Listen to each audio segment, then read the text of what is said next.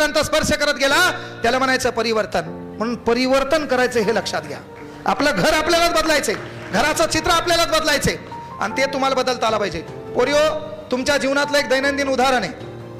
काही ना फोटो पण काढले असतील इथं हात ठेवून, माहित असतील ना.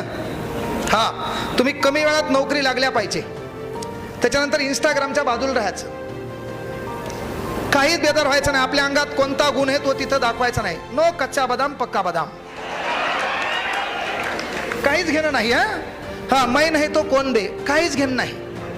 हा, आणि तू बी रे ते खायच्या वाण्यात तू डायलॉग आणतो.